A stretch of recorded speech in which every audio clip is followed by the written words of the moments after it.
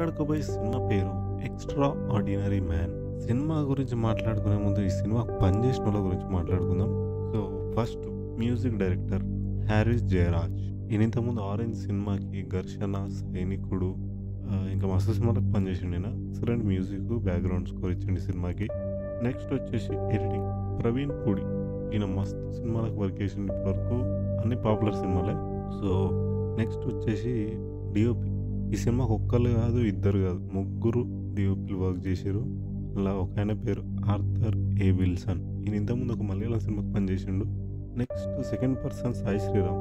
ఈయన ఇంతకుముందు నితిన్ తోటి 'భీష్మ' సినిమాకి వర్క్ చేసిండు. థర్డ్ పర్సన్ వచ్చేసి హెచ్ యువరాజ్.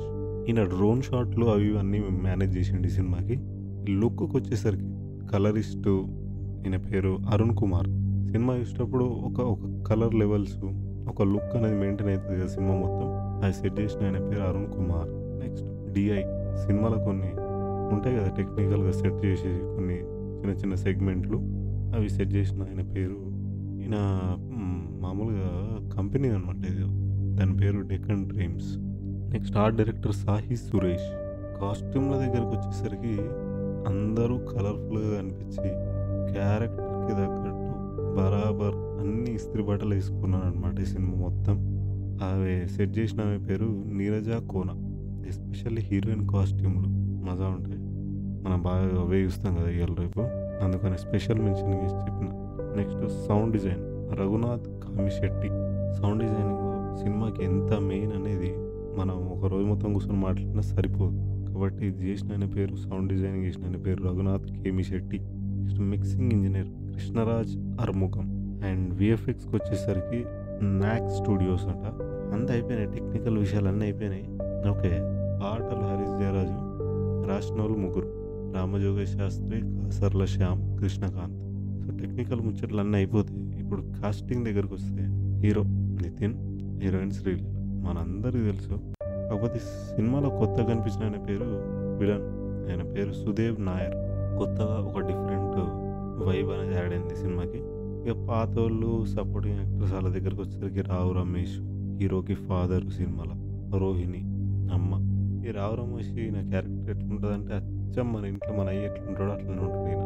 ఇక అమ్మ కూడా సేమ్. ఇక అయ్య ముందుకించి వరుతా ఉంటే పక్కకించి సప్పుడేకు అన్నట్టు సంజాయిస్తుంది అన్నట్టు. నెక్స్ట్ రోహిణి, ఈమెనే మదర్ క్యారెక్టర్. బ్రహ్మాజీ, పవిత్ర నరేష్, హర్షవర్ధన్, అజయ్, అన్నపూర్ణమ్మ, హరితేజ, హైపరాది, ఇట్లా మస్తు మంది చేసారు.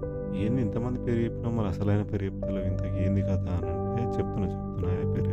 ఈ సినిమాలో మెయిన్ అట్రాక్షన్ వచ్చేసి హీరో రాజశేఖర్. ఈయన చెప్పే డైలాగులు, ఆ కామెడీ టైమింగ్లు, ఇక క్రెడిట్ అంతా రైటరు, డైరెక్టరు. ఈ సినిమాకి ఒక ఆయననే కాబట్టి ఆయన గురించి చెప్పుకుందాం. వక్కంతం వంశీ. స్టోరీ మజా రాసుకున్నాడు.